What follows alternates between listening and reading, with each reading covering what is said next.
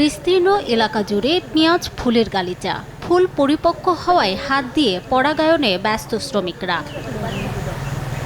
ফরিদপুরে চলছে পেঁয়াজ বীজ উৎপাদন। নভেম্বর ডিসেম্বরে আবাদ শুরু হওয়ায় ফলন উঠবে আগামী এপ্রিল মে মাসে। দেশের পেঁয়াজ বীজের চাহিদার অর্ধেক এ জেলা থেকে পূরণ হওয়ায় চাহিদাও বেশি। তবে চলতি মৌসুমে মৌমাছি না থাকায় হাত দিয়ে পরাগায়ন করতে হচ্ছে চাষিদের। পরাগায়নের জন্য সরকারের পক্ষ থেকে আধুনিক প্রযুক্তির ব্যবস্থার দাবি তাদের। ব্যাপক হারে পেঁয়াজের বীজ আবাদ করছি, সেই তুলনায় আমাদের প্রাকৃতিকভাবে যে মৌমাছিটা পরাগায়ন হইতো সেই মৌমাছিটা আমরা পাচ্ছি না। পেঁয়াজের বীজের সময় আমরা মনে করেন যে পরাগায়ন করি, প্রতি বছরই 3 বছর ধরে করতেছি। পরাগায়ন করার পরে 2 মাস কত হয়ে যায়, 2 মাস একটু কমও লাগে। পরাগায়ন করলে ফেরে ধরেন চিটে থাকে না, দানাটা পুষ্ট হয়। ট্রু 700 ppm আকিশ বসির গ্লাস কেনার আগে দেখে নিলেই জিতবেন।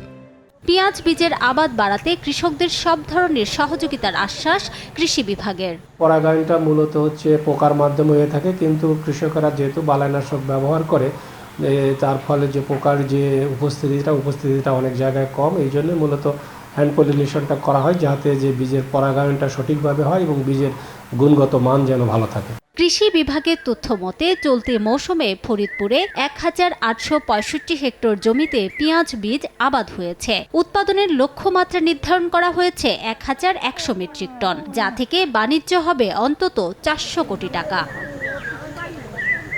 সময় সংবাদ, ফরিদপুর।